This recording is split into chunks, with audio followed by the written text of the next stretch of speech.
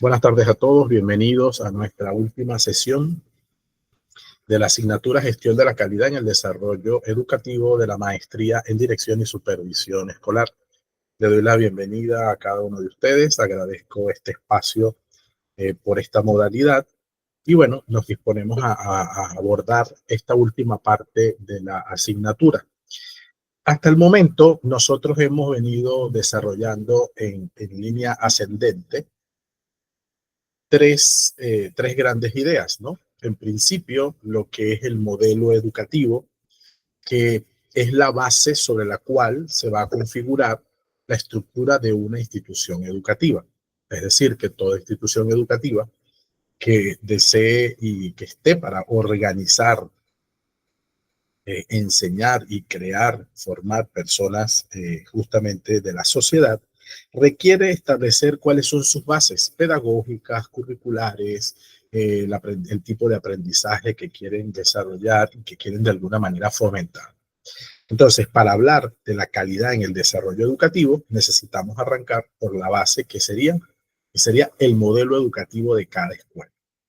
Los modelos educativos pueden variar porque se sustentan en las teorías del aprendizaje y se sustentan en las teorías pedagógicas, justamente para decir, bueno, en un cierto lugar usamos el método Montessori. Bueno, quiere decir que la teoría pedagógica de María Montessori es la base fundamental de ese modelo educativo, no es lo único, pero es lo que más destaca.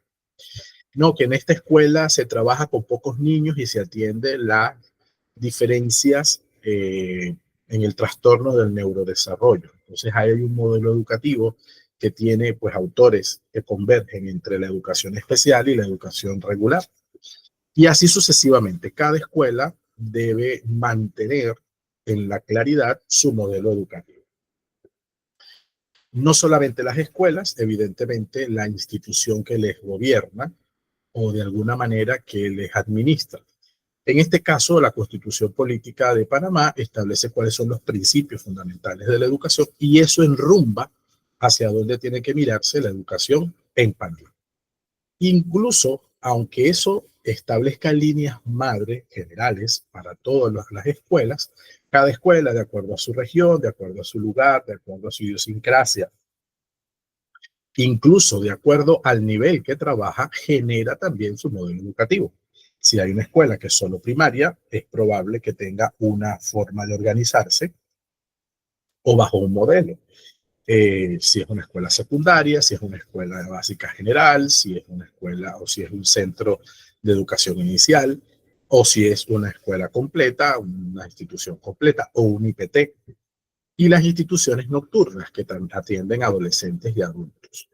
O sea, de alguna manera, todo lo que son los niveles, las modalidades en el sistema educativo, desarrollan una manera de hacer gracias a que hay un modelo. A veces, en muchos casos, y es lo deseable, vamos a tener un modelo que es explícito, que es lo que quiero, que una de las ideas que quiero que quede clara de esta materia. Y en otros casos, pues son implícitos, pues se basan en lo que ya dice la ley, lo que dice la Constitución, y por supuesto no agregan mayor elemento. Esos colegios que no tienen ese rumbo como claro, pues lamentablemente adolecen de aspectos fundamentales. El segundo paso es conocer la calidad desde el punto de vista objetivo y comprender que la calidad es el desarrollo de procesos que buscan las mejores acciones, los mejores desarrollos de los procesos de cada una de las instituciones, sea cual sea. Cuando nos enfrentamos entonces a los diseños, a los modelos de calidad, disculpen, establecemos cuál es el diseño de cada forma de calidad, de acuerdo, por supuesto, al tipo de institución, si es educativa, si es una empresa de manufactura, si es una empresa, una industria de porcina, si es una industria automotriz o qué sé yo. O sea, de alguna manera se van estableciendo las diferencias y eso de alguna forma permea y ha permeado en la escuela. Entonces, la calidad objetiva no es solamente hacer las cosas bien, sino que busca objetivamente establecer una coherencia entre lo que se declara y lo que realmente se hace con evidencias. Y el tercer paso fue hacer el ejercicio de comparar los modelos de gestión de la calidad con un modelo o con una estructura que tenemos de forma internacional, que son las normas ISO 9000 y 9001 como base de este proceso. Entonces, las normas establecerán estándares y al establecer estándares, pues establecen mínimos que deben tener la ejecución de ciertas actividades, atención al público, manufactura y así sucesivamente. Esos procesos establecidos en las normas, pues ahora se van a ver en modelos aplicados a empresas concretas. Y entonces nos permitimos estudiar algunos de los modelos que ustedes presentaron gentilmente. Entonces, dicho esto, el proceso nos exige de esa forma mirar ahora cuáles son, la dinámica de la clase nos exige mirar ahora cuáles son esos procesos a los que yo debo prestar atención. Y es parte de lo que tienen ustedes en el aula virtual, en el campus virtual.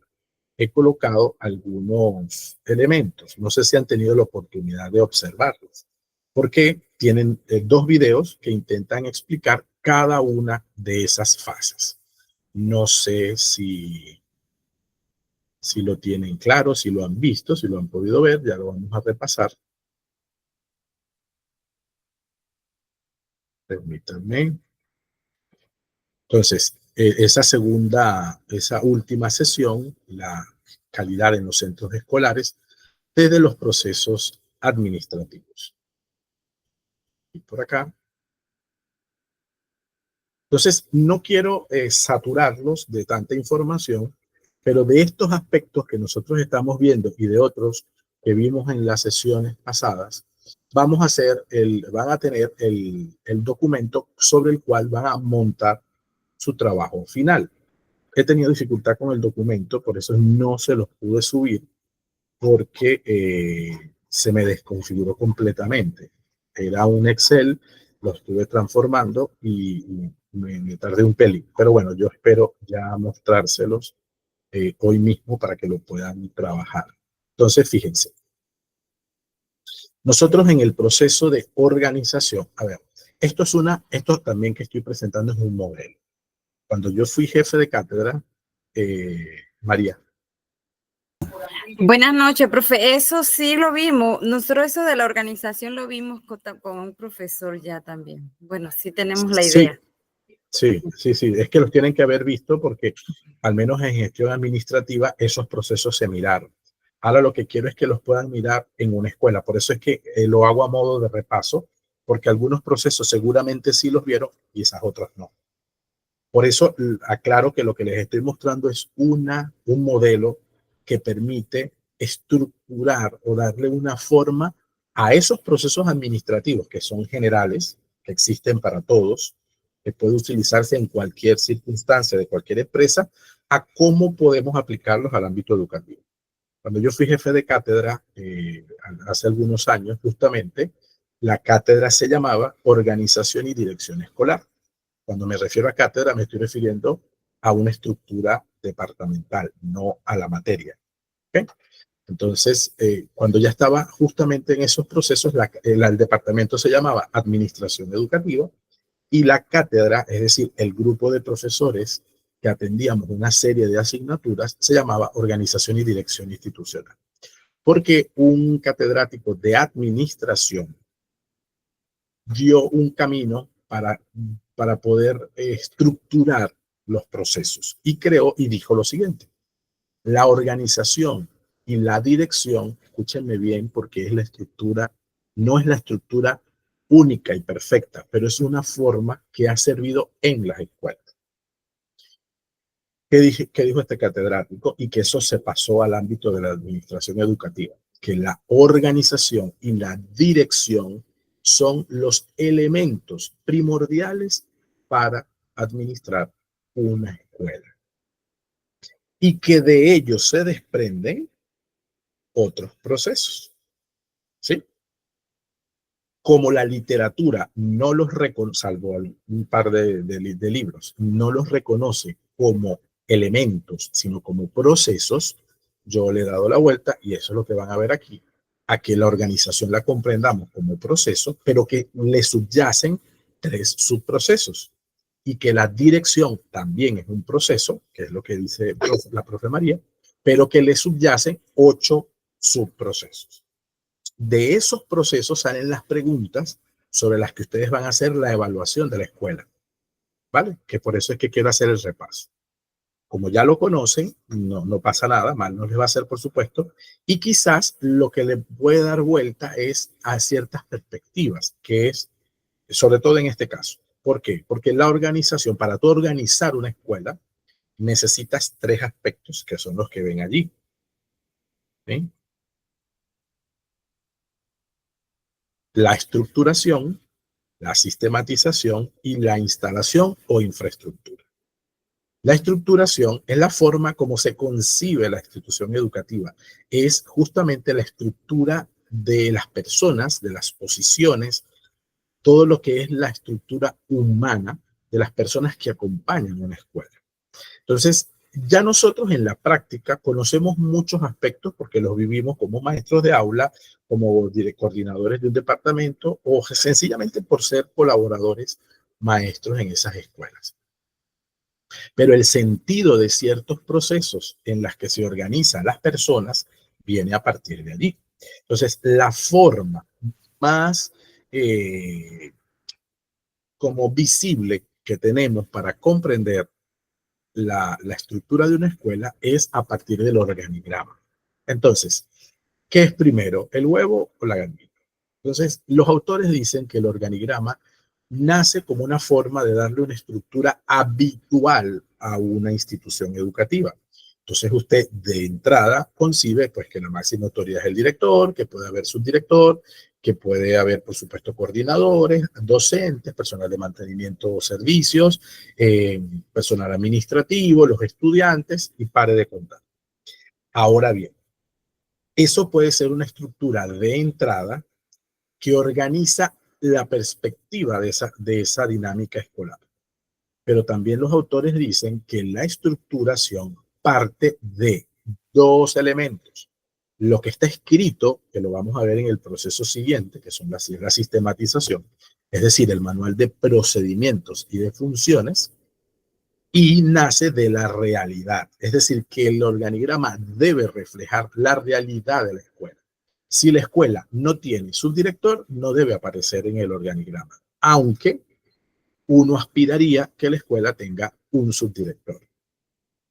O hay 3 coordinaciones, pero yo quiero debería haber 5 coordinaciones. No, no es las que debería haber, son las 3 coordinaciones que hay. Entonces, por eso es importante que el organigrama se dé entre la estructura que está escrita, ¿sí?, en las funciones de la escuela, y la realidad de la escuela. Si es una escuela multigrado, tú no puedes poner los grados separados, los tienes que poner juntos. Salvo que tú hagas una división interna que diga, bueno, es multigrado y nada más tengo 2 salones. Aquí va a estar uno, primero, segundo y tercero, aquí va a estar cuarto, quinto y sexto. Eso es lo que debe reflejar el organigrama. Si hay funciones diferentes y nada más, a veces en algunas escuelas multigrado, uno de los maestros es el mismo director. Bueno, sí, tiene que haber un director o directora, un docente de aula, docente del aula de primero a tercero, docente del aula de cuarto a sexto, un personal de mantenimiento y un administrativo. Y eso es lo que hay. Bueno, esa es la estructura de esa escuela. Entonces, el director, el que hace las funciones de líder, debe comprender cuál es, con qué personal cuenta él y cuál es la realidad de su centro.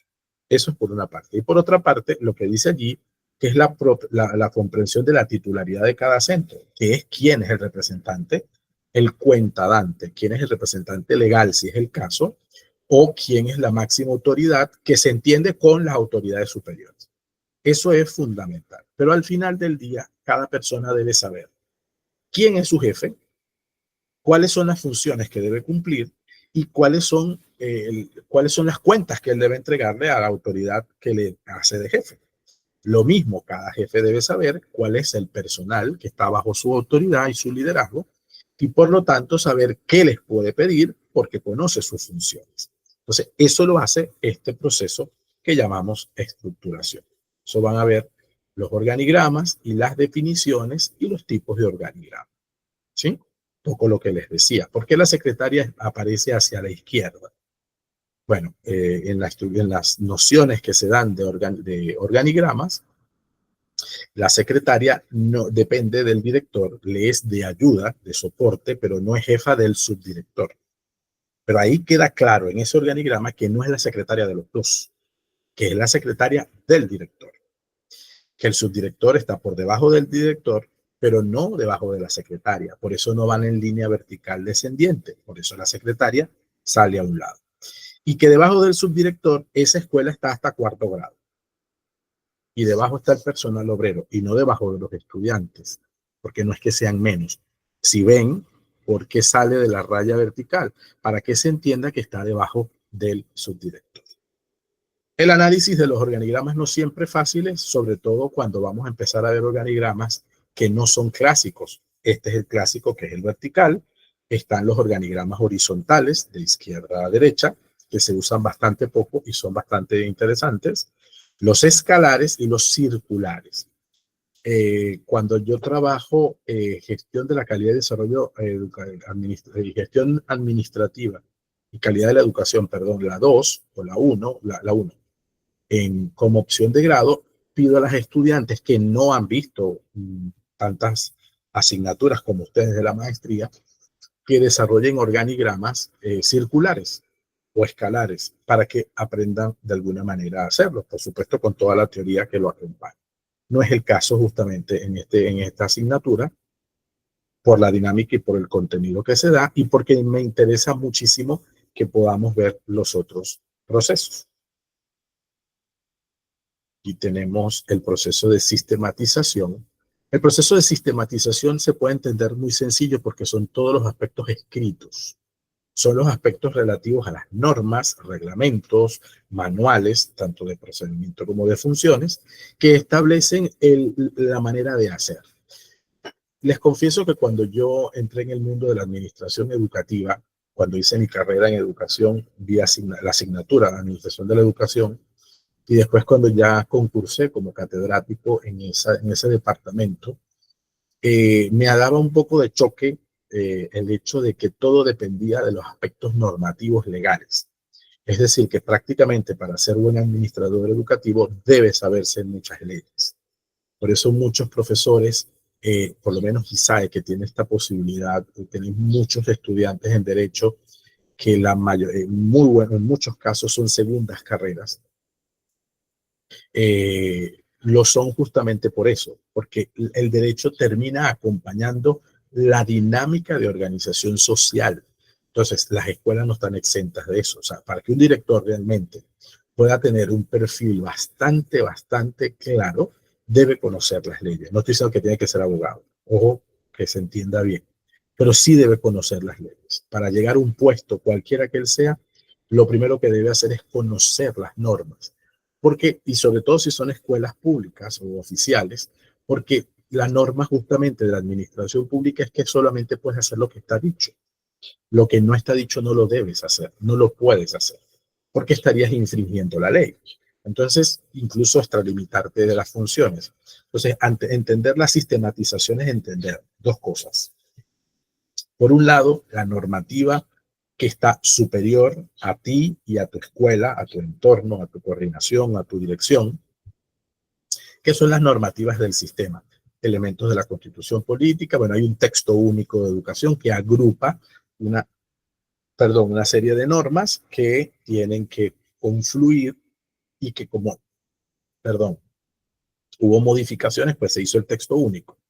Pero además están otras disposiciones, reglamentos o resoluciones que debo conocer en el ejercicio de mis funciones. Esa es una primera cosa, un primer aspecto que debe considerar la sistematización. Y el segundo, ¿cuáles son las normas internas? El manual de convivencia o reglamento interno del colegio, el manual de funciones si existe, si no se crea, el manual de procedimientos que establece cuáles son los pasos que debe hacerse en cada momento. Usted va a ISAE y necesita sacar una certificación de notas. Pues ese es un proceso que nosotros estamos trabajando en este momento para que esos procesos incluso estén en la página web. Te quiere una pregunta frecuente, ¿cómo hacer? ¿Cuál es el procedimiento para obtener una certificación de nota? Bueno, haga A, B, C, D y E, y ya tiene su certificación.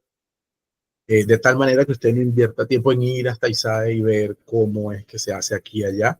Y si en el procedimiento que está establecido no logra obtener la certificación, es probable que haya situaciones aledañas que impidan, no sé, que no haya paz y salvo, que usted esté inactivo, no sé por qué razón. Bueno, eso son excepciones, pero el procedimiento establece. Entonces, eso es la sistematización. Es un proceso que es muy hermoso, pero es muy trabajoso.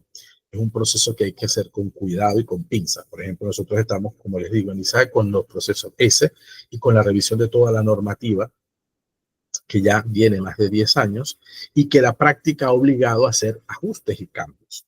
O incluso cuando haces modificaciones a los diseños curriculares, eso te impacta en las normas. Entonces, bueno, ¿cómo haces para que eso se incorpore o no está dicho en tu reglamento, por ejemplo, en tu manual de procedimientos o cosas como eso? Entonces, la sistematización aquí es fundamental. Fíjense que es para organizar. Por eso estos procesos los hemos ubicado en un gran proceso, ¿vale? Que llamaremos organización. Y el proceso de instalación, que es el que se refiere a la infraestructura física. En muchos países, y Panamá no es la excepción, la infraestructura de las escuelas están normadas. Hay muchas normas para otras cosas, por supuesto, pero la estructura escolar está normada. Por eso usted ve los colores que suelen tener las estructuras de las instalaciones educativas de las escuelas oficiales, porque hasta los colores, la cantidad de baños por estudiante, la cantidad de váter si son niñas o niños, la cantidad de lavamanos, la cantidad de puertas, el tamaño de las puertas, el acceso para personas con discapacidad, la ventilación, la iluminación, el aforo, cuántos caben en un salón, cuántos caben en un laboratorio, cuántos caben en la cancha. Todo eso tiene normas, está normado. Entonces, muchas veces, y eso a veces choca, usted ve una escuela que tarda en hacerse porque tiene que cumplir una serie de normas. Yo no estoy discutiendo en este momento si se tardan por dinero, si se tardan por coimas o si se tardan por corrupción. No. Pero muchas veces se van a tardar más que otras instalaciones educativas particulares porque cuando se hace la supervisión sobre eso es un mínimo lo que piden. Pero para construir de gobierno, gubernamentalmente, una escuela tiene que seguir la norma sin ningún tipo de objeción. Entonces, eso es importantísimo. La instalación también tiene que ver con el inventario de la escuela y los directores son administradores de ese mobiliario y administradores de todo lo que hay allí, de las lámparas, de los aires, de los pupitres, de las mesas, de los tableros, de todos esos materiales. Y por eso es que hay que asegurar que eso esté en el mejor estado posible. Como lo que nada nos cuesta, hagámoslo fiesta, pues a veces no entendemos que la responsabilidad va justamente en cuidar algo que no parece que sale de tus bolsillos, pero sale del de todos, porque todos pagamos impuestos y todos esos materiales salen de allí. Entonces, fíjense estos tres grandes elementos, procesos, para entender que yo como director, cuando organizo en mi estructura quiénes son mis docentes y qué hacen, cuál es la jerarquía y la subordinación que hay allí, cuáles son las normas y las regulaciones que tengo en mi institución y cuál es la infraestructura con la que puedo trabajar. Dicho eso, entonces vamos a tener, y aquí les dejé un texto que amplía un poco más esa visión integral de la organización escolar a partir de estos aspectos que le he mencionado y que agrega la filosofía institucional, ¿sí? Que lo hemos visto también. Hicimos el ejercicio en la segunda sesión, donde revisamos la presencia de la misión, cómo se estructura la misión, cuáles son los elementos que deben formar parte de ella, cómo se construye, cuáles son los valores de un centro, de un proyecto educativo y cómo deben de alguna manera estructurarse. incluso evaluarse, incluso generar comportamientos donde esos valores se observen. Entonces, este material pues está para revisarlo. Sí les pido que lo puedan revisar de cara al trabajo final, porque muchos aspectos van a salir de aquí. Entonces, enfoques curriculares, bueno, aquí está el modelo educativo como a manera de repaso, ¿no? Las bases pedagógicas contemporáneas y las que influyen en la construcción del modelo. Algunas están muy explícitas, como el constructivismo social de Vygotsky, el aprendizaje significativo de Ausubel, la pedagogía crítica de Freire y el aprendizaje basado en competencias, que es una dinámica más nueva y que ha costado muchísimo introducir porque seguimos pensando en objetivos, seguimos pensando en metas cortas, en metas escolares y no en habilidades a desarrollar. O sea, hasta que no haya como esa transformación en la mente de nosotros los educadores, el aprendizaje por competencia va a seguir sufriendo en el avance y en el crecimiento.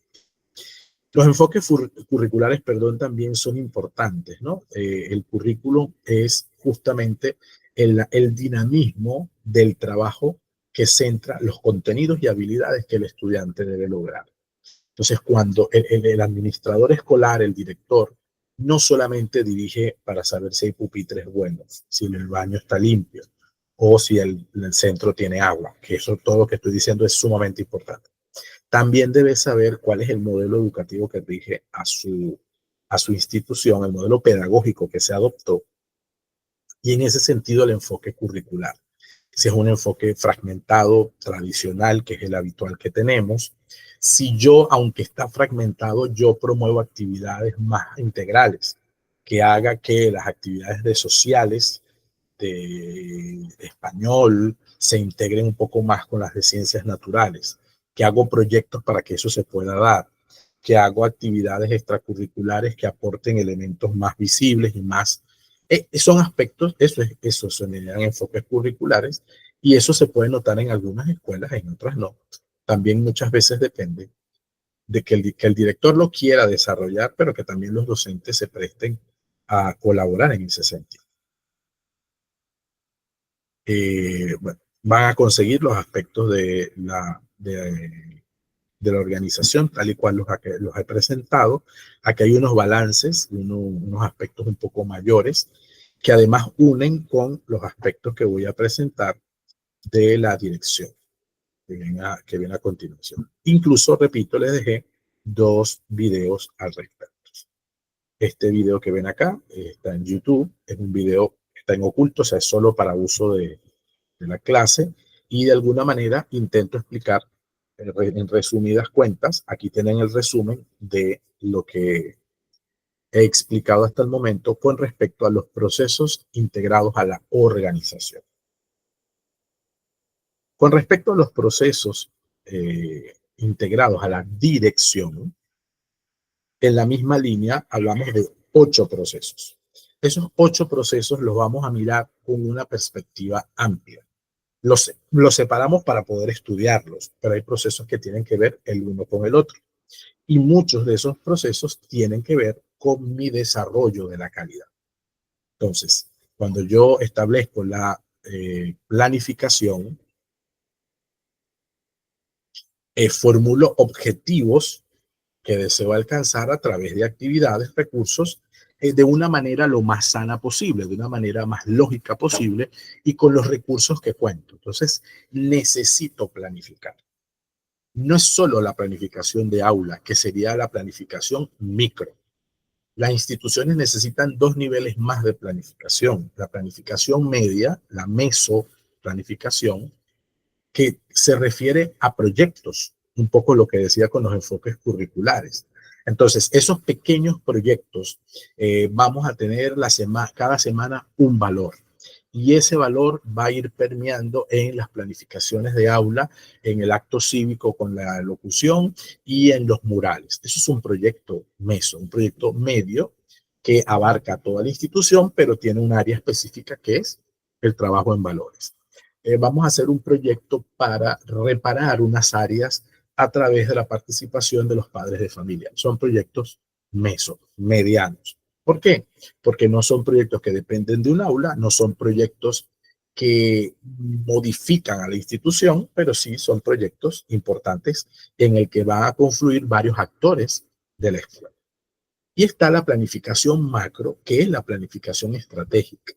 Nuestras escuelas no planifican su año, cosa que sí suelen hacer las instituciones particulares, porque necesitas plantearte objetivos.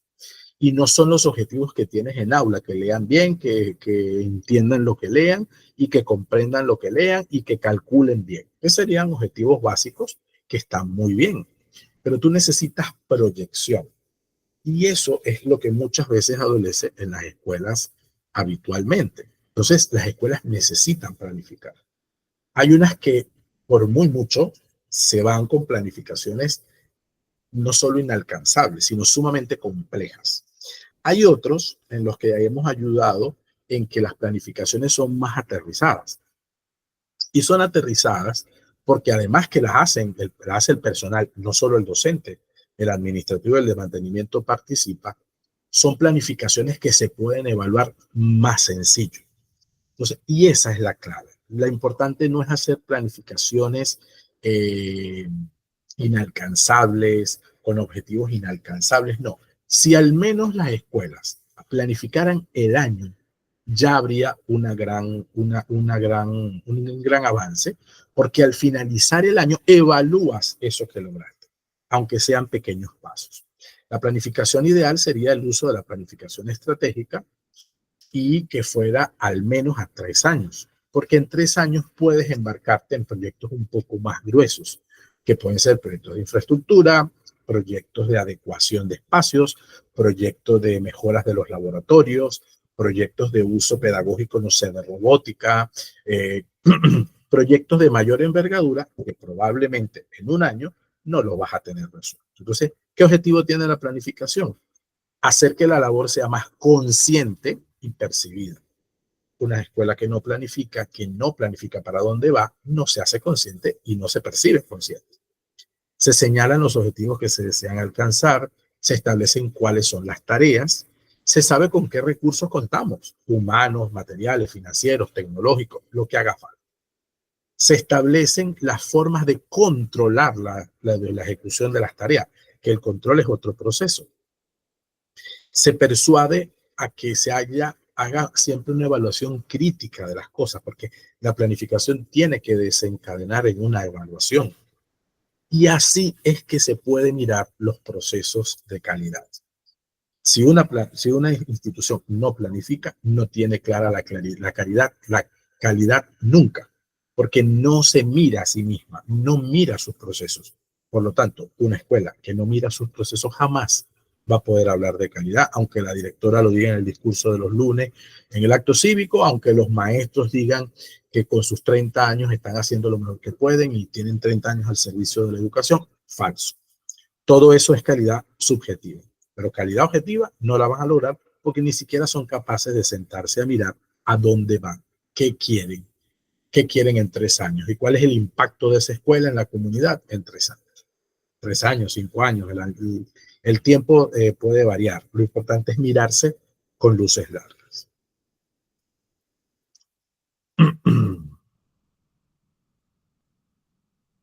La toma de decisiones es un proceso súper delicado y es del día a día.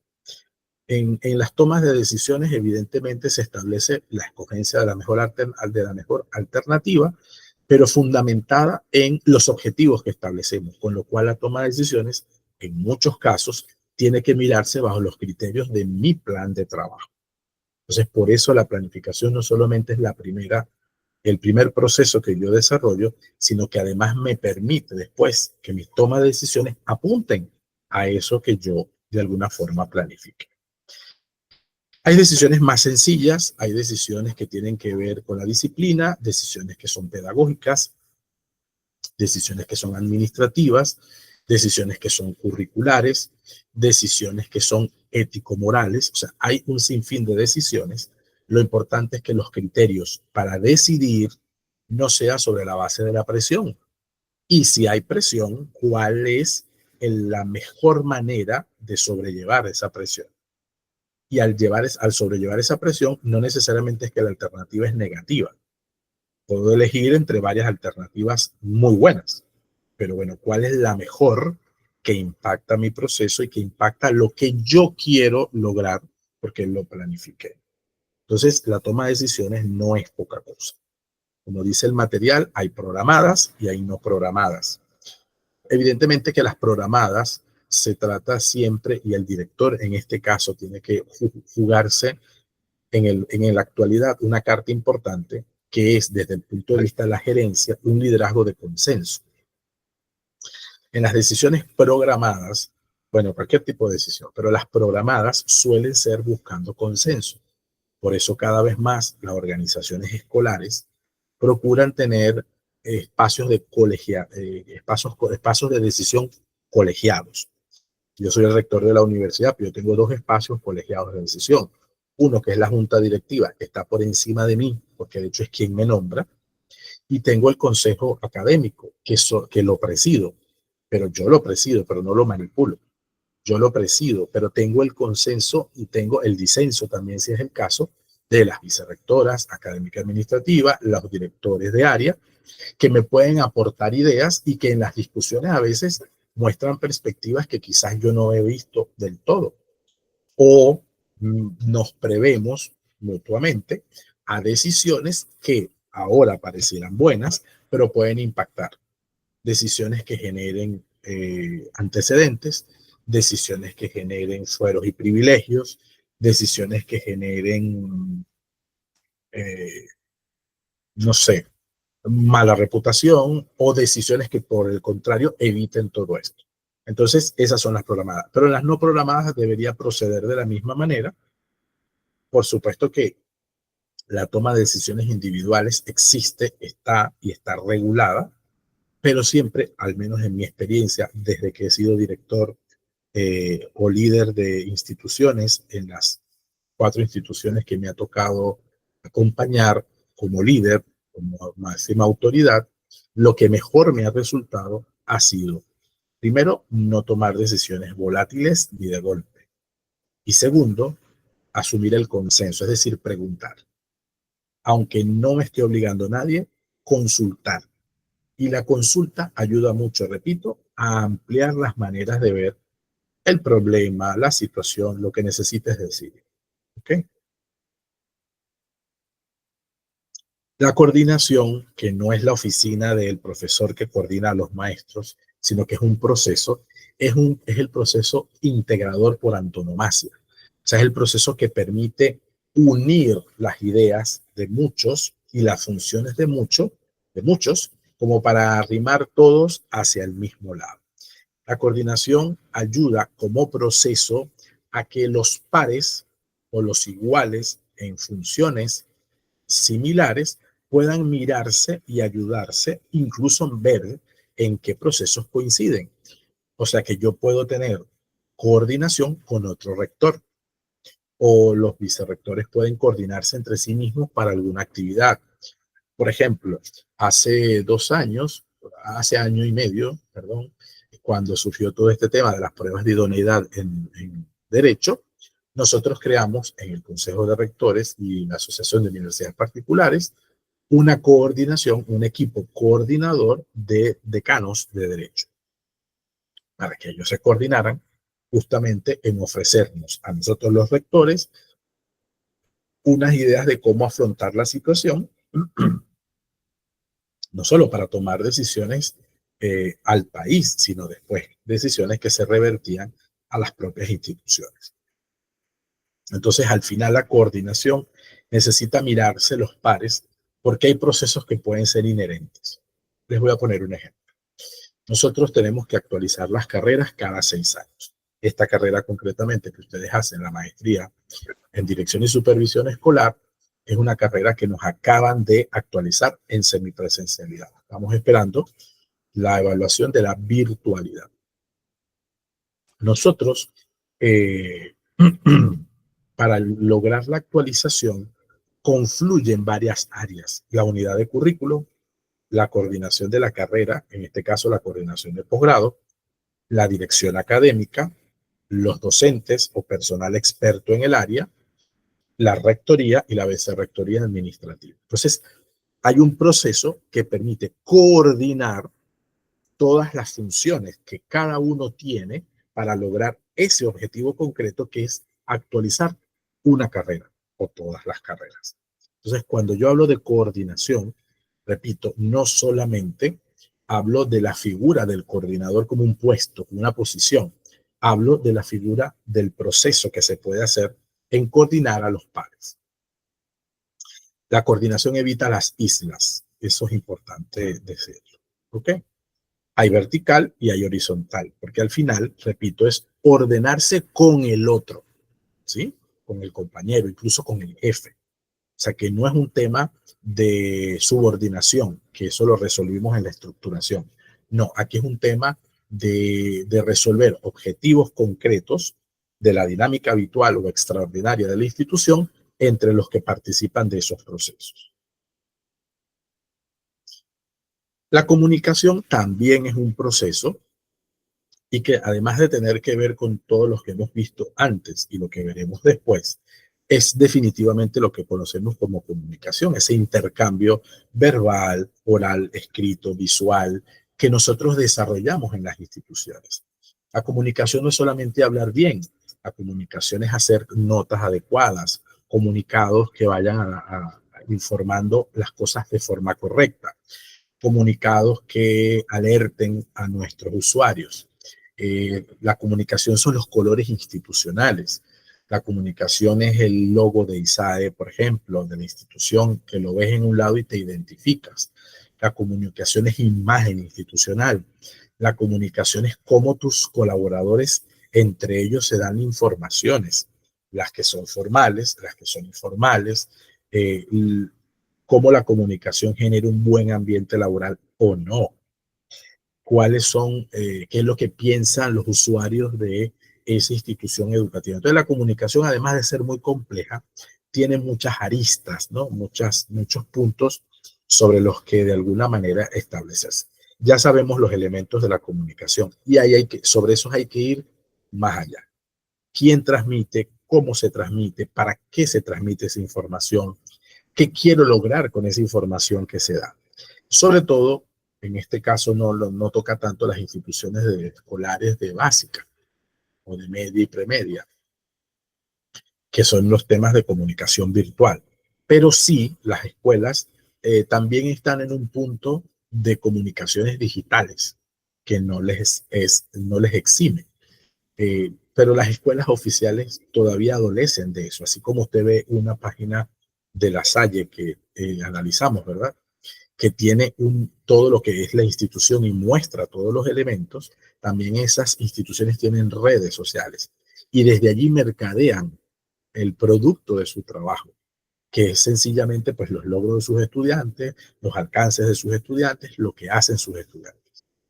Las escuelas oficiales, ¿cuántas tienen cuentas oficiales de Instagram, de Facebook o de Twitter, X ahora, o de YouTube, canales? O sea, la comunicación también hacia afuera y, por supuesto, las formas de comunicación interna dentro de las escuelas. La comunicación con los padres de familia, la comunicación con las instancias que están alrededor de la escuela, el chinito de la esquina, el lavautos que está en la otra acera, aquella institución que está allí, un comercio que tengo al lado. ¿Cuál es la comunicación que la escuela de alguna manera genera directa o indirectamente con quienes están a su alrededor?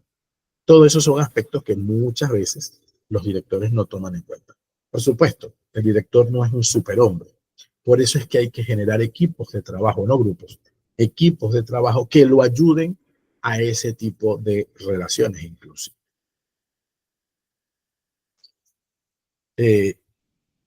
Tenemos la supervisión y en la supervisión son los aspectos más delicados es uno de los procesos más delicados, porque la supervisión tiene tres fases importantes.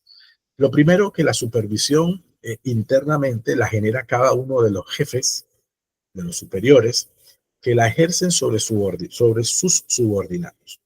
Al supervisar, controlas. Al supervisar, coordinas. Al supervisar, planificas. Al supervisar, evalúas. Al supervisar, tomas decisiones. Al supervisar, te comunicas. Al supervisar, estás trabajando el talento humano que viene después.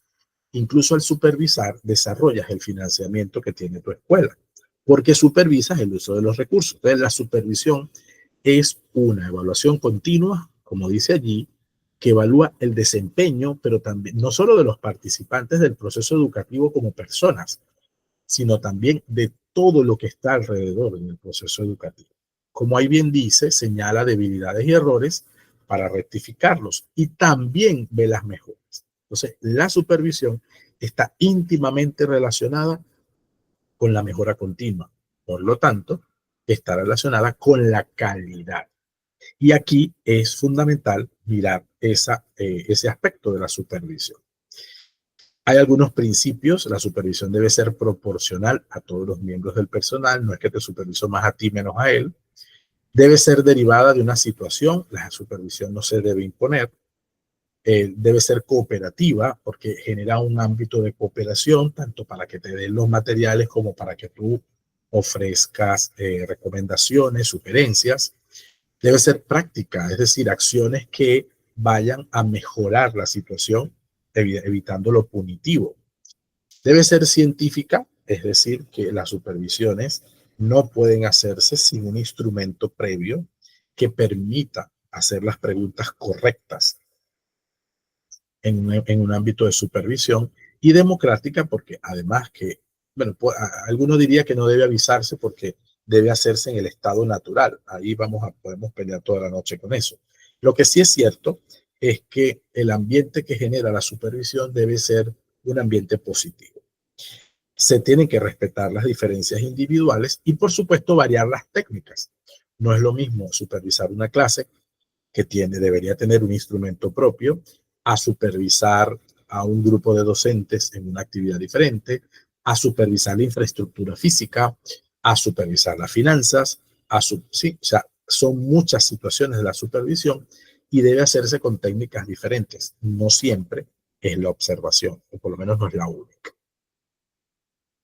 Ahí vamos a hablar de 4 tipos de supervisión en ese sentido. La preventiva, que necesita vislumbrar los aspectos factibles de la situación. La correctiva, que se hace cuando se conoce que hay situaciones de mejora que deben cuidarse, corregirse, por supuesto. Constructivas es porque no solamente corriges una situación, sino que generas un ambiente que supere la situación, es decir, que sea constructiva. Y creadora es cuando ya la supervisión llega a un punto de generar nuevos procesos. O sea, este proceso se ha hecho insuficiente, soy capaz de mejorarlo, vamos a crear una nueva manera de hacer para lograr este objetivo concreto. Entonces, en ese sentido, la supervisión puede variar. Por eso es tan clave en este proceso. Cuando hablamos de talento humano, por supuesto nos estamos refiriendo a todo el personal, no solo el docente, sino la estructura gerencial donde el director pues tiene a un recurso humano que le ha sido asignado.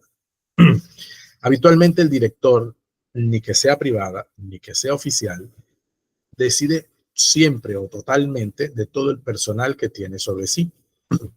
Es cierto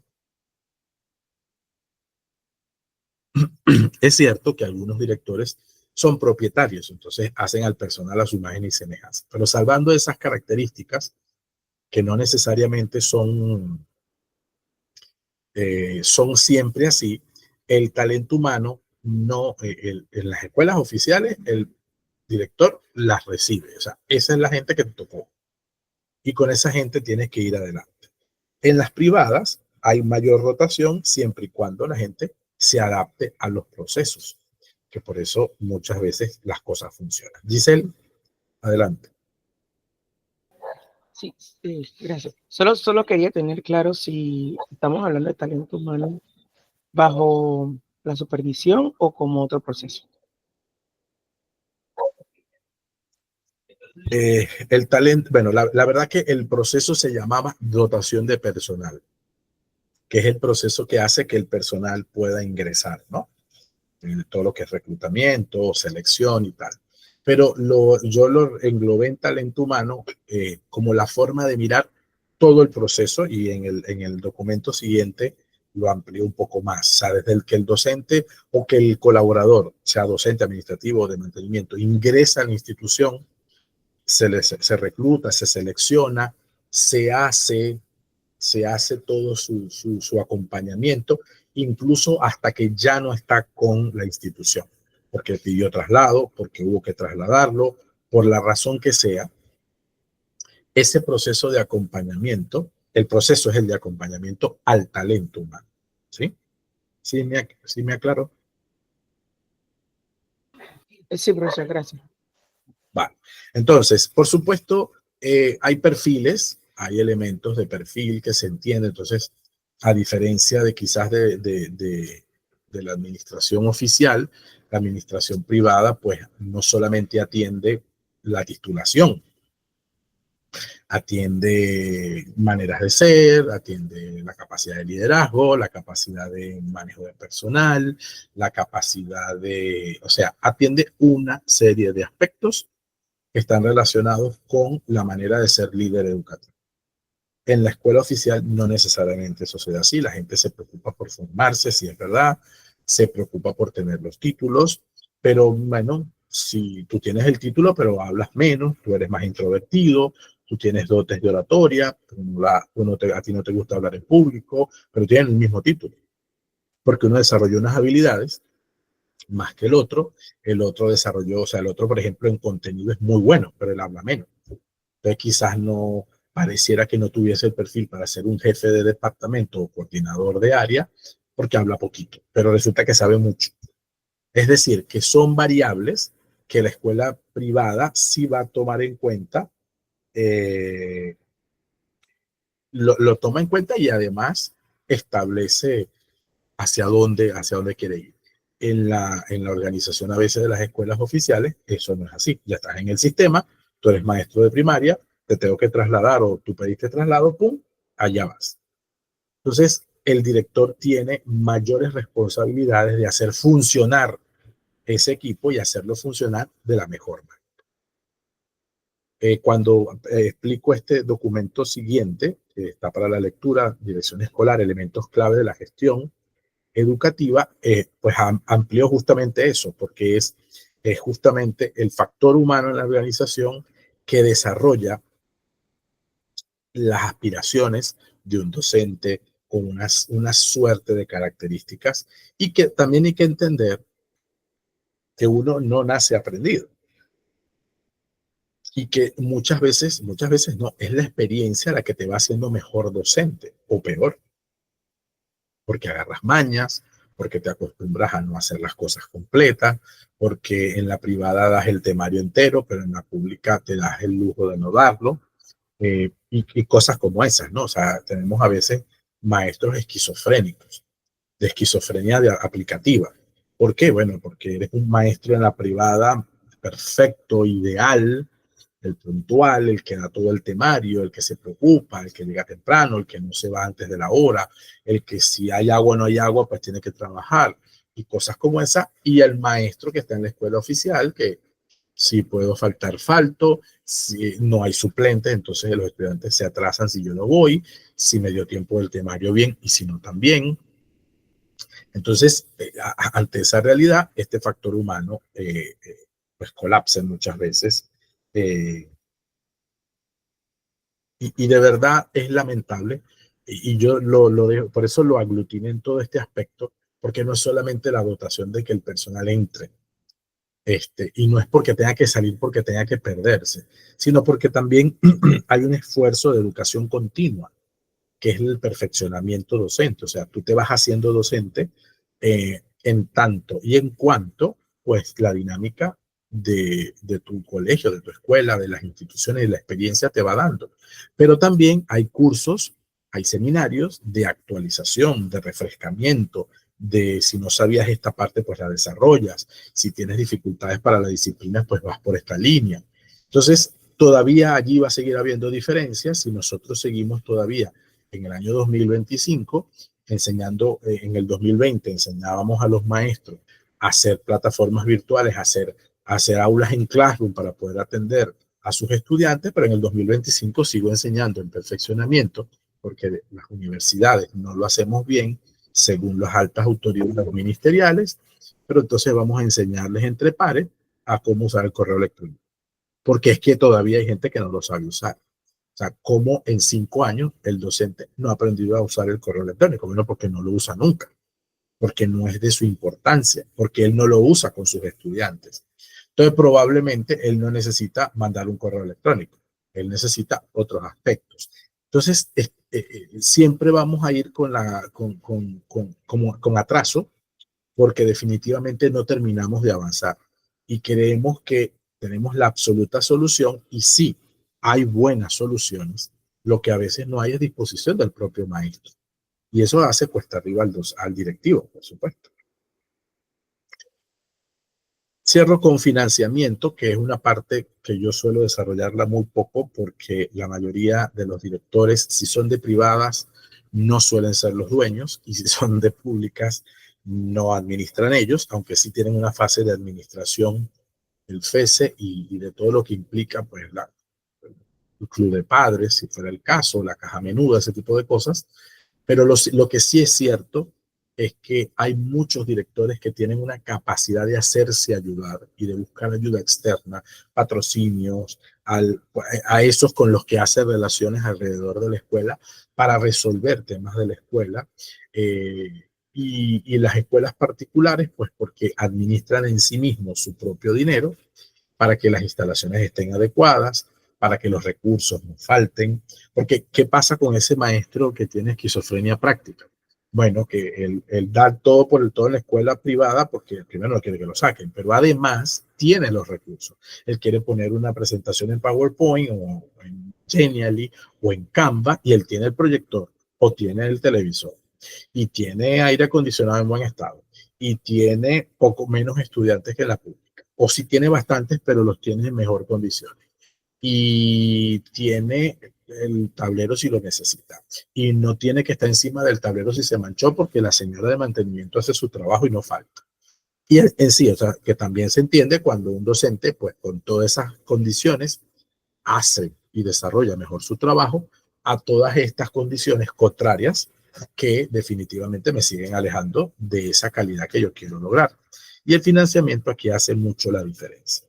Hay directores muy creativos, y yo creo que también el tema de financiamiento, amén del control de ingresos y gastos y de la optimización de los recursos, también en la creatividad, como se utilice el poco o mucho recurso con el que se cuenta. No sé si hay preguntas hasta aquí. Como les digo, tienen 2 videos que de alguna manera completan y hacen más sencillo lo que estoy explicando. Aquí hay un video que no sé si pudieron mirarlo. Eso está hecho con inteligencia artificial. Un poco en el deseo también de darles como una visión completa. Cuenten. Ideas, comentarios, cómo lo vemos. Escuchando a usted ahora hablando de la parte de talento humano y también financiamiento, no sé si me equivoco, pero siento que esta parte o sea, tiene que ver mucho con la disposición tanto del director como de los docentes, ¿no? Porque, como usted decía, ¿no? Si el docente no tiene esa capacidad para mandar simplemente un correo, entonces yo siento que ese nivel o esa diferencia siempre va a existir, por más que tratemos, claro, las universidades van a tratar de avanzar cada día más, pero siento que en la formación de docentes falta esa disposición, y siempre vamos a ver como esa diferencia entre la privada y la pública, entre los docentes, porque cada día vemos en las escuelas mucho personal que no tiene esa capacidad o ese deseo, ¿no? Y podemos ver también que hay muchos docentes jóvenes que a lo mejor tienen el deseo y no pueden entrar al sistema, o porque no, o sea, no hay el espacio. Entonces, yo siento que esta problemática ha sido de años, ¿no? Usted que tiene más experiencia puede decirme, de años este conflicto de que no hay ese avance. Usted decía, no vamos a avanzar porque no, o sea, siempre va a haber esa diferencia. Y, o sea, cómo uno como docente, esto de su puesto, de su área, puede entonces tratar de mejorar esa estructura, ese organigrama, o cómo puede uno tratar de cambiar ese pensamiento, ¿no? Porque yo siento que es un pensamiento de que bueno, esto es así y no va a cambiar. Entonces, y como ustedes decían en las clases anteriores, esto, y otros profesores también decían, Panamá es catalogado como uno de los países que en la calidad educativa no está avanzando, porque nosotros esto, muchas veces no tenemos ese deseo y como que nos quedamos atrás, como que no queremos esto, investigar, no queremos, los panameños somos muy pocos a leer, a investigar, a buscar.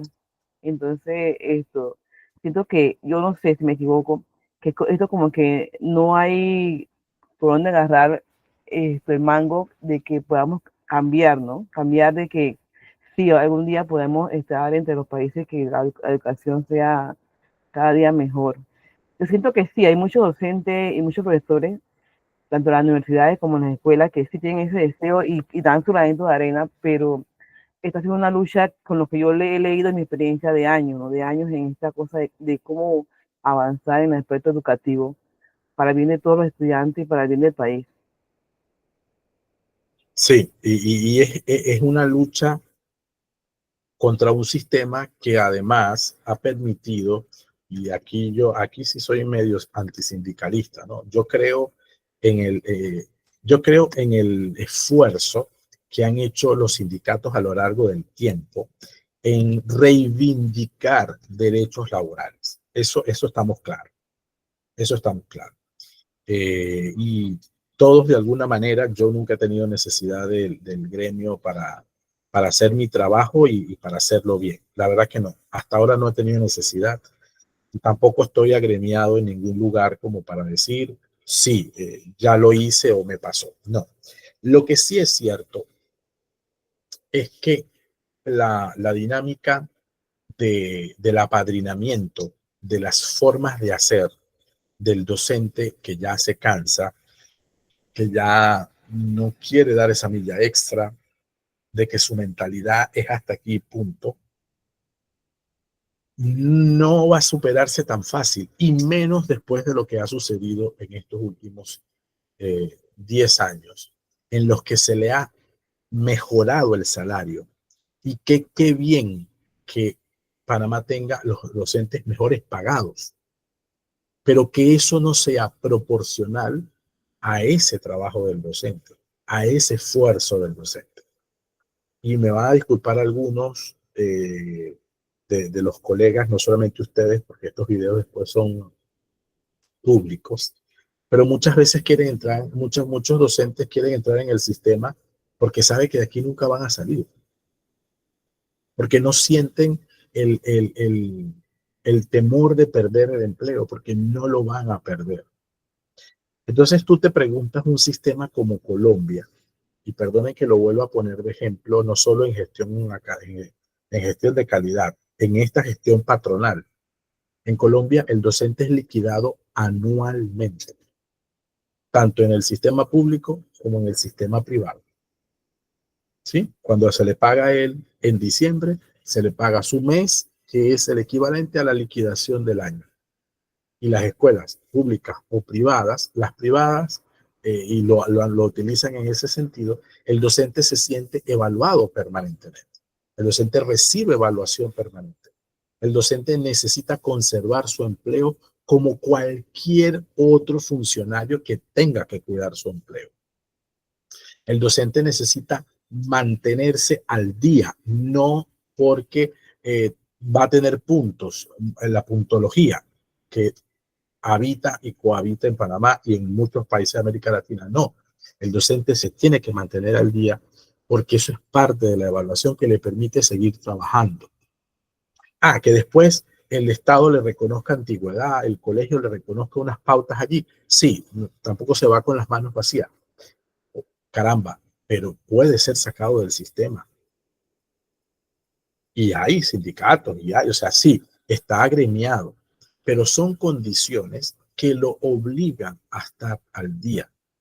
El docente, el joven que reclama en las redes, y lo reclama mucha gente, esos maestros que están viejos, que no sé qué. Bueno, primero son expresiones que son bien delicadas, porque si fuera un familiar tuyo, tu mamá, la que está en ese puesto, no vas a decirlo de esa manera. Uno. Dos, no se trata de una sociedad que aparque a los viejos o que aparque a la gente mayor, porque creo que además de irrespetuoso es indigno y además no es justo. Tienen que darle paso a la gente joven, tanta gente joven con título que no tiene posición, pero también sabemos que muchos quieren la posición para jamás salir. Y eres el mejor pagado de Latinoamérica. De la región ni se diga, pero de Latinoamérica de los mejores pagados de los docentes. Y de paso siempre andan pelando. O sea, muchos pues no se administran, comen todo el día en la calle, qué sé yo. Esos son ya hábitos que ya no tengo por qué entrar en ellos. Pero digo, es un tema de idiosincrasia. Entonces ves en la misma Centroamérica otras instituciones educativas y ves a docentes de las públicas, incluso de las privadas, dando esa milla extra y ganando 10 veces menos que lo que gana el docente panameño. Y entonces, o sea que es una lucha que lamentablemente tiene que ver con la mentalidad, con la creatividad y con el deseo de hacer el trabajo que me toca, por el que estudié. Y hay que dejar de romantizar. Es verdad que necesitamos tener un tema de vocación, claro que sí, pero ya no lo podemos seguir lanzando por un romanticismo vocacional, porque es que ya estamos en un punto donde sabemos que muchos no están por vocación, están por entrar en el sistema, porque el sistema no los va a sacar, porque el sistema les va a pagar, porque hay cooperativas educativas, porque en muchas financieras y muchas cosas, si eres de instituciones oficiales, te financian, bueno, pues hasta el hueco en el cementerio. Entonces, es una ventaja, es un estatus. Entonces, vocación. Yo la trabajo. En el caso de ustedes, no, porque ustedes, si se están formando, porque también tienen ambiciones, y todos tienen ambiciones, y está bien tener ambiciones. Pero siempre desde crece tú y que crezca el bien común, ¿sí? Porque ambición sin crecimiento de los demás sencillamente es egoísmo. Giselle. Ok, bueno, aquí oyendo toda la explicación, anoté tres cosas que digamos un poco visualizan o no sé, me hacen reflexionar. Voy a comenzar con el uso de la tecnología, ¿no? Hablamos en este caso estoy refiriéndome al factor humano en la organización y los docentes, y creo que esto también lo comentó usted. Pero entonces el uso de la tecnología versus el uso de libros, que yo en estos días estaba revisando los libros que usan los chicos en la escuela. Y de tercer grado, cuarto grado, quinto grado. Y yo decía, yo recuerdo estas mismas imágenes. Imagínate. ¿Verdad? Estas mismas. Y voy a poner el ejemplo de ciencias naturales. Y decía, recuerdo esta imagen del papo. ¿Verdad? Cuando me hablaban de las partes de las plantas, ¿no? De las flores y todo lo demás. Entonces, claro, efectivamente, lo estamos viviendo en donde países como Finlandia deciden, vamos a regresar a los libros, vamos a alejar un poco a los chicos de la tecnología. Pero una cosa es ir a los libros y qué tanto los utilizamos y cuán bueno es ese recurso versus la tecnología. Pero es otra cosa totalmente diferente que no actualicemos los libros, ni siquiera las imágenes. O sea, hay un negocio, y esto ya es política, pero no voy a hablar mucho de eso. O sea, hay un negocio en la elaboración de libros que no podemos negarlo, que existe. Renovamos los libros cada 5 años en teoría, cuando no ha habido ningún cambio sustancial. Y la metodología en sí del libro no ayuda en que haya ese aprendizaje significativo, pero es una excusa también para no utilizar la tecnología como un medio o una herramienta en la educación, en el proceso de aprendizaje o de enseñanza, perdón. Entonces allí hay un desfase, ¿no? Entonces, eso es una cosa. El factor humano no quiere aprender. Independientemente del correo, ese es el menor de los problemas. Es el uso de la tecnología, es el uso de la tecnología para mejorar la calidad de la educación, en donde los mismos docentes se rehusan, ¿verdad? Así que ese es un tema. El otro es en el caso de la dirección, la misma escuela a veces no quiere. Yo recuerdo, yo trabajé en el 2016 en San Vicente de Paúl, tuve la oportunidad, en verdad, una buena experiencia. Es una escuela que es dirigida por la Iglesia Católica, Sí, es regentada por la Iglesia Católica, una de las, porque tiene varias. sí, sí. No es arquidiocesana. Ajá, exacto. Y al año siguiente, aparte me quedaba muy lejos, así que al año siguiente decidí no estar allí y trabajo en una escuela más cerca de la casa. Y le digo, oye, pero en San Vicente se hacía esto. O sea, como uno llega, ¿no? En el otro colegio se hacía esto, decía yo. No, pero es que no nos podemos comparar a San Vicente. Y yo decía, pero ¿por qué no? ¿Por qué no podemos aspirar a ser como San Vicente? ¿Por qué no podemos aspirar a ser como otra escuela privada que tenga más trayectoria? ¿Por qué no podemos aspirar a ser como Finlandia? Sí. ¿Por qué le tememos tanto a eso? Exacto. Entonces, eso significa más trabajo y compromiso. Entonces, el liderazgo, como usted decía, comienza con la cabeza, los dueños de escuelas particulares en este caso, y los otros líderes que están dentro del colegio en decir, oye, pero ¿por qué no? Vamos, es un reto y vamos a hacer la estrategia. Y por último, o sea, y resumo con esto, en verdad que los docentes, los directivos, no tienen esa mentalidad de autodidacta, o sea, nada más ven lo que está, o sea, no investigan, no buscan más recursos, y de nuevo, los recursos no son siempre financieros, o sea, no utilizan más recursos para ver cómo se pueden hacer los cambios en la gestión de calidad dentro de las escuelas. Así que comienza con la dirección, o sea, comienza con el liderazgo de la empresa, o en el caso de la pública, de la dirección, y luego va casqueando, o sea, va cayendo en cascada hacia los docentes, administrativos, inclusive los estudiantes y, ¿por qué no?, los padres de familia, ¿verdad? Que también son partícipes de la comunidad educativa. Gracias. Excelente, gracias. Giselle, ¿quién más quiere aportar, comentar?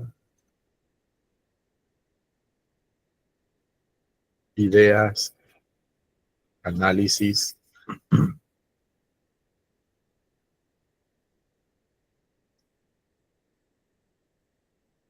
A ver.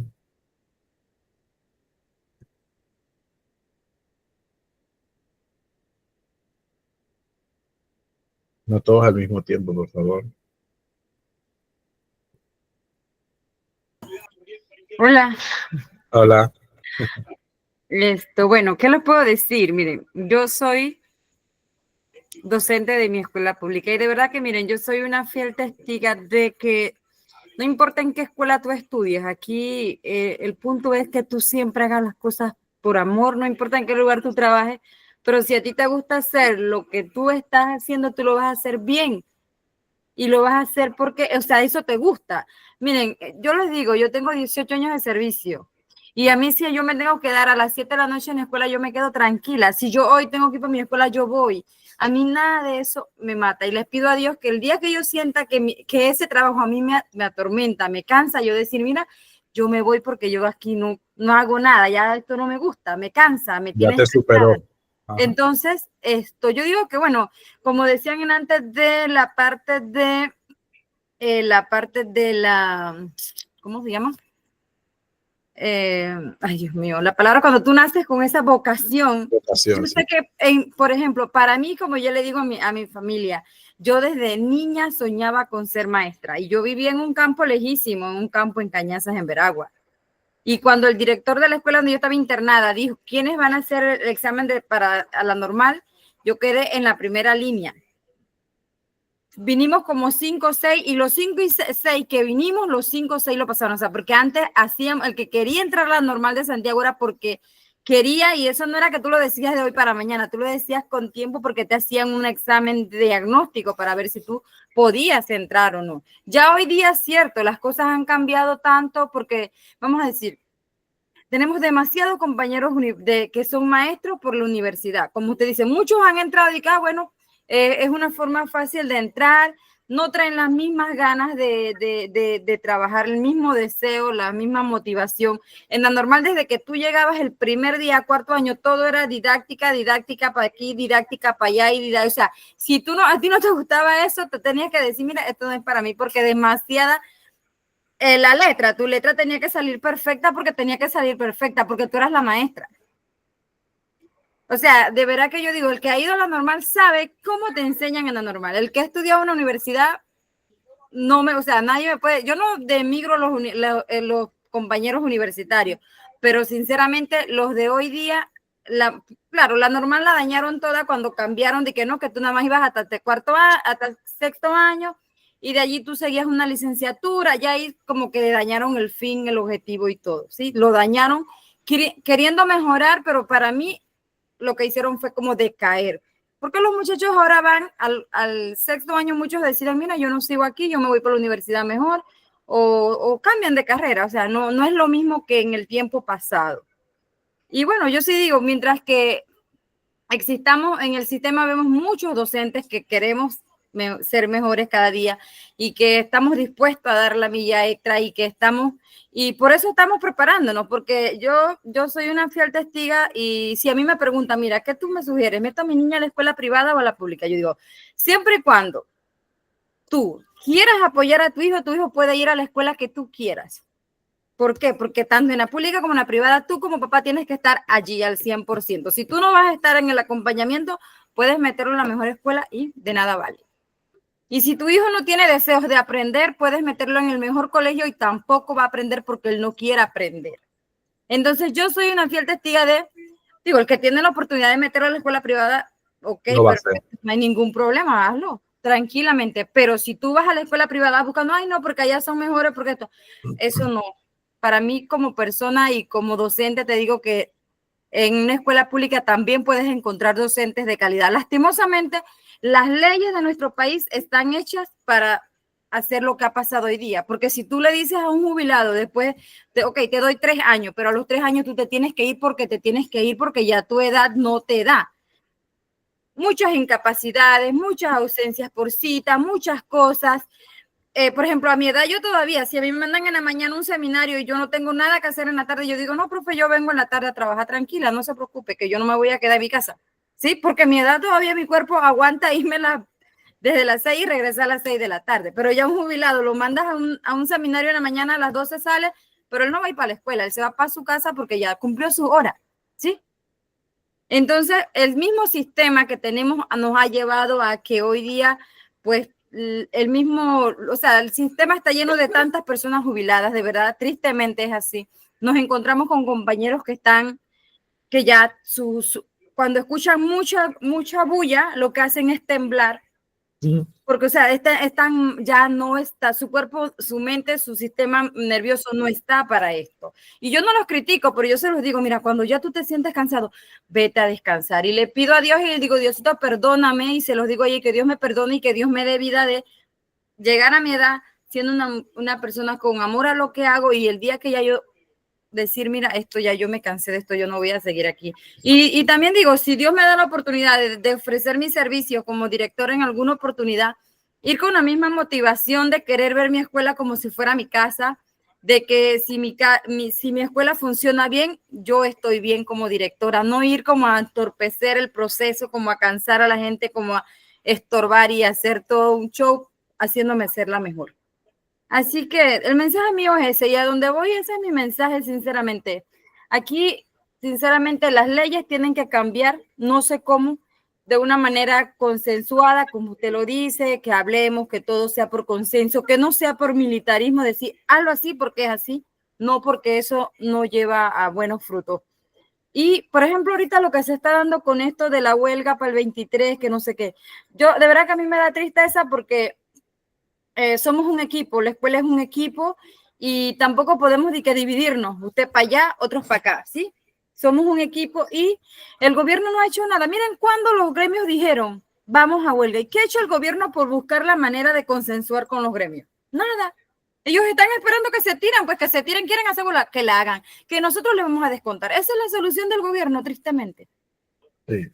Ellos no han hecho nada, no hacen nada, o sea, no les importa. Y ellos dicen, ay, que Mentira, no les interesa nada.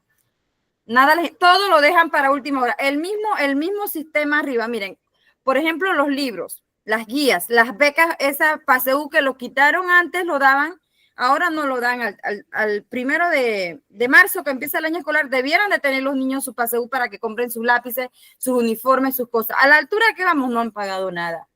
¿Y quién le corresponde esa parte? El gobierno. Los libros, no han dicho nada de libros hasta ahora. Nosotros tenemos que estar saca copia para poder avanzar porque el tiempo va a 1000.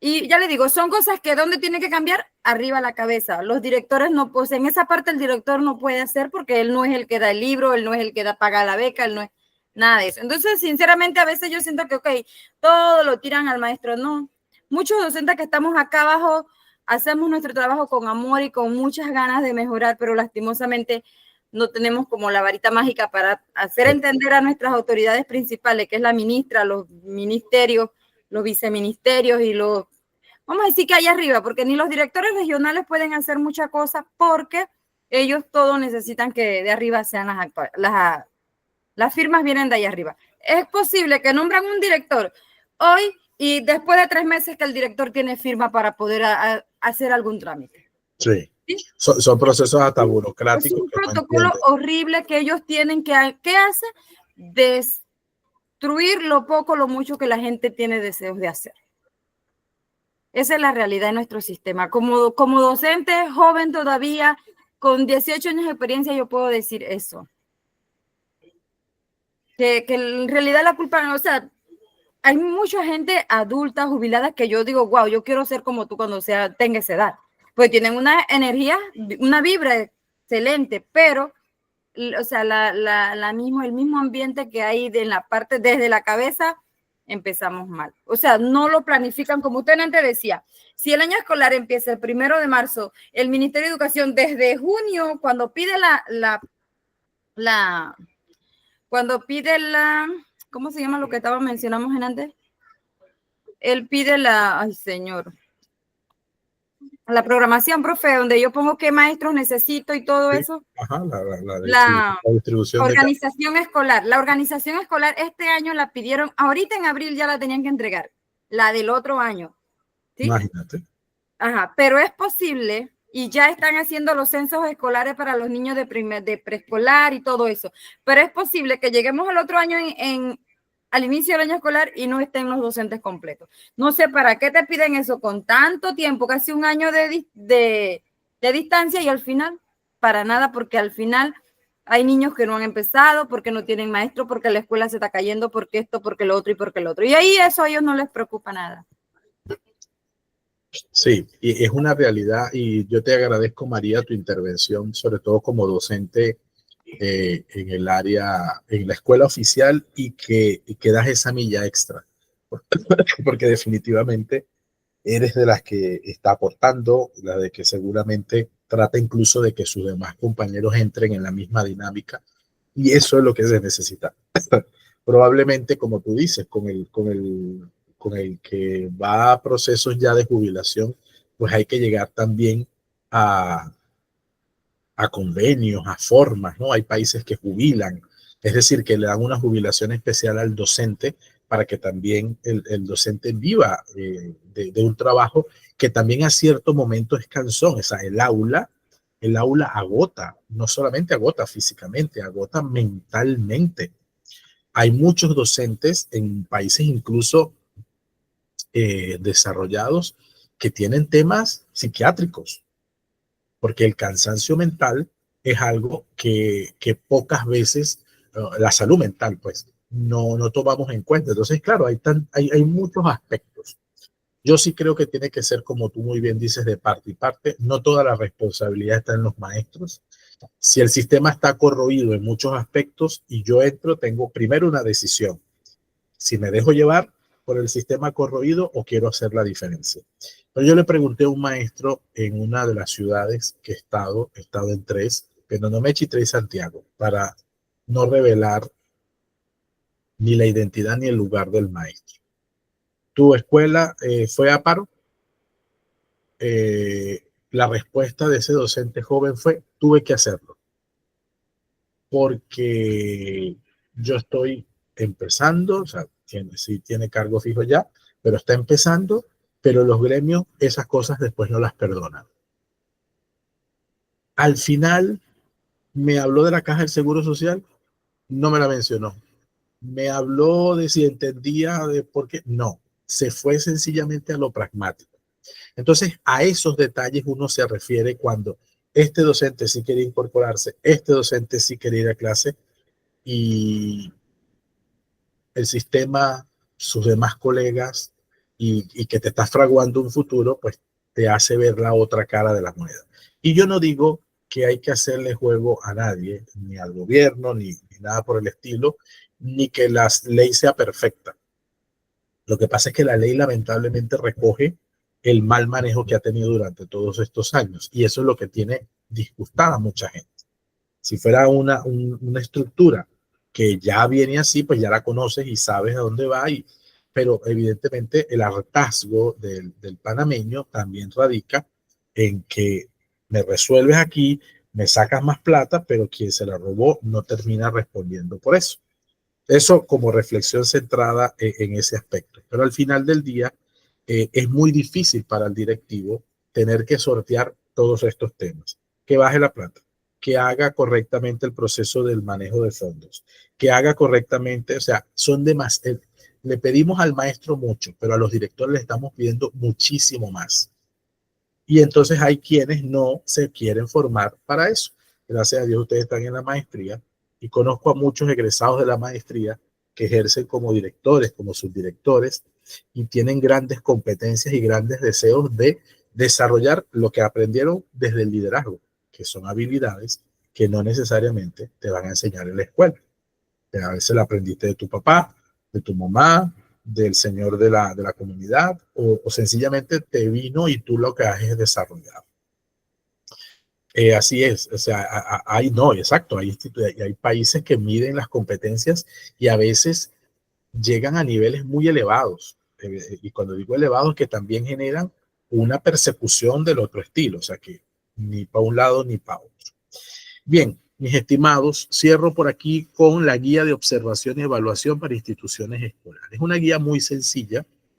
Como ven, tiene una estructura un poco dicotómica, presente o ausente a la pregunta que aparece allí, pero lo pueden desarrollar, lo pueden escribir. No necesito una tesis. Es sencillamente que ustedes me puedan decir si está presente y dar evidencias o condiciones en las que está presente cada uno de los aspectos que aparece allí. Como les recuerdo, y esta es nuestra última clase, el sábado no hay clase, ¿verdad? Porque es sábado santo. Entonces, yo les doy 15 días para que puedan ejecutar la actividad, es decir, hasta el viernes siguiente. Es decir, hasta el viernes antes que arranquen el sábado la clase siguiente, ¿sí? Tenemos todo este tiempo. Lo puede hacer sobre su propia escuela, no hay ningún problema, porque usted tiene los materiales o sabe dónde buscar la información.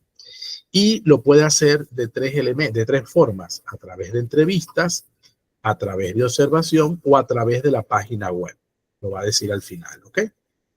O hacer la revisión a través de entrevistas, accesos a documentos, información que usted puede tener allí y página web. ¿Qué elementos tiene? Los elementos que acabamos de revisar. Filosofía institucional, misión, visión y valores.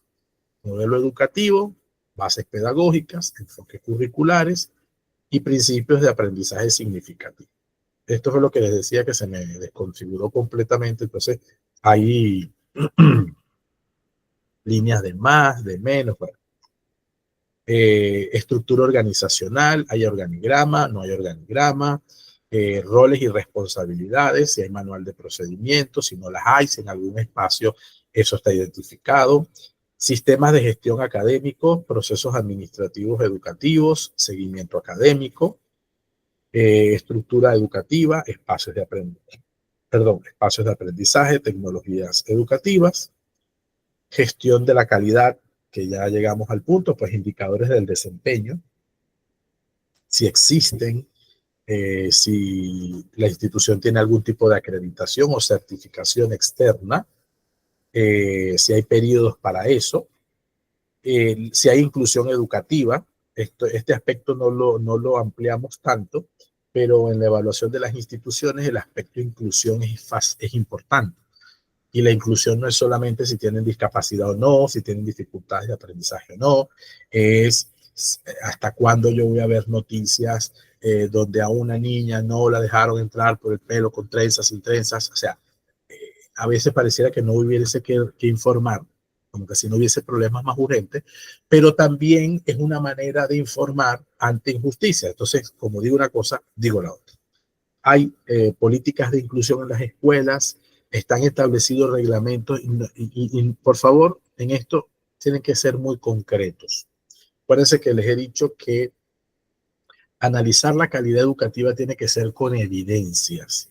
Entonces, tiene que haber evidencia, es lo único que les pido. De cada aspecto, si está presente o ausente, pongan la evidencia. No es que tienen que escribir el documento entero.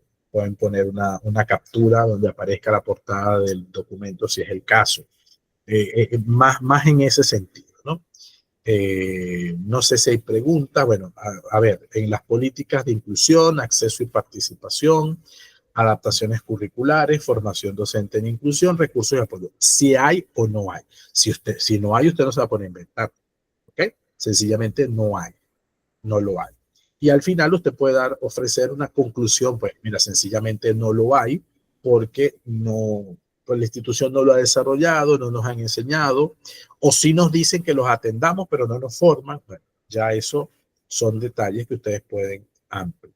Después está la gestión tecnológica, si hay infraestructura tecnológica, si hay equipamiento informático, si hay sistemas de gestión tecnológica, si la institución cuenta con entornos virtuales de aprendizaje y si hay recursos educativos digitales, junto con la seguridad informática, pues si hay elementos de protección, hay correos electrónicos que son para estudiantes. Cada una tiene entre 2 o 3 preguntas un poco para hacer ese análisis, ¿no? Y que les quede a ustedes como una brújula que le permita evaluar, grosso modo, aspectos de la institución. Por supuesto que faltan aspectos allí, pero en general son los aspectos o son los elementos que nos pueden servir.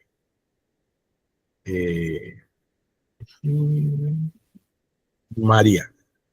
Profe, ¿dónde está el documento? No, se los quería presentar primero para subirlo. Va a estar aquí en Chamilo, en la plataforma.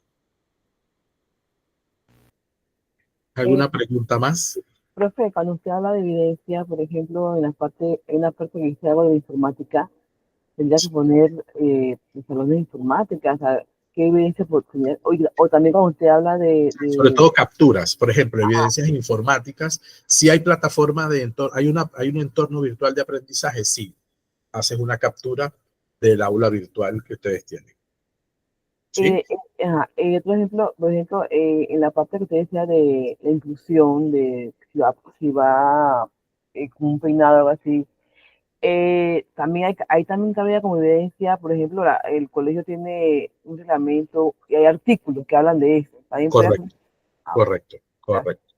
Si hay artículos, si hay un manual de procedimientos que dice las funciones, si el organigrama está publicado en la pared o en la página web, donde no importa. O sea, es decir, los métodos de evaluación no es que van a usar uno, pueden usarlos todos. ¿Ok? El trabajo sí es individual, sí les voy a pedir eso, que sea individual y que de alguna manera refleje el deseo de hurgar. Cuando digo hurgar, es conocer con otra perspectiva lo que está sucediendo en la escuela, lo que sucede incluso en mi escuela, basado en un documento que me está dando pistas. No es el documento definitivo, siempre puede mejorarse, lo vengo mejorando a través del tiempo. Lo que sí es importante es que use el documento como guía, pues, de trabajo. ¿Ok? Ya lo tienen en Chamilo, está de último. Si están dentro de Chamilo, pueden, ¿cómo se dice? Actualizar la página y lo van a ver en la lección número 4. Les dejo abierto el espacio de las tareas. Tienen mi número telefónico. Si hay dudas, sencillamente pues me las comentan por allí. Si se trancan en algún tipo de, en alguna pregunta, en alguna idea, lo pueden hacer allí. Y nada, no sé si hay preguntas sobre esto. Solo para terminar, antes que se quede, tocaría hacer la segunda parte de la rutina de pensamiento SQA. ¿Se acuerdan? El SQA, entonces, el mismo archivo, se colocan las dos columnas iniciales de respuesta y se responde lo que falta, tanto lo que está allí en la tercera columna como lo que está abajo, que es la metacognición. ¿Vale? Para que no se extrañen cuando vean los dos espacios, porque habría que la entrega del trabajo final y esa rutina de pensamiento. Profesor, Preguntas. ¿hasta cuándo nos va a dar para entregar esa tarea? Como dije, hasta el viernes de la otra semana. Ok. Es decir, hasta el viernes antes del sábado que comienza la otra materia. Ok. Recuerda que yo no estoy todavía nombrado, así que lo voy a hacer con el conocimiento que tengo. Sí, no, pero puedes buscar una escuela. Incluso como yo hice La Salle, puedes escoger otra escuela privada que conozcas. Sí, yo lo que decía era que los que ya están en escuela, los que están en escuela, usen su propia escuela. Pero en tu caso, Sixto, puedes usar una escuela privada, así como hicimos el ejercicio con La Salle, no sé, te puedes meter en el Javier y buscas de cada uno de los aspectos, si los encuentras y haces tu captura. No hay ningún problema. Dale. Ok. Tiene que ser captura, pues. En este caso, si lo vas a hacer por página web, deberían ser capturas de lo que la página web te muestra de eso. Si no está la evidencia, pues dicen, me recuerdas, pues no tengo acceso en este momento a una escuela concreta y todo se ha hecho a través de la página web. Lo que haya en la página web lo evidencias, salvo que quieras hacer una visita, hacer una entrevista o tengas a alguien en alguna escuela privada que le puedas preguntar. Porque eso también puede ser. Lo digo en mención de que yo tengo la planificación y organización de los años que he estado acá en el Luis Martín. O sea, que puedo agarrar algunas cosas y Bueno. Sí. Claro.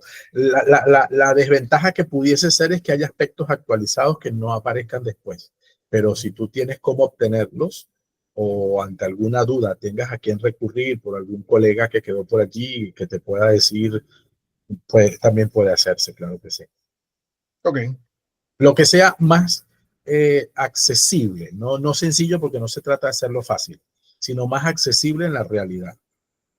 No hay ningún problema. Lo único que tienen que declararme es a qué colegio le están haciendo la actividad.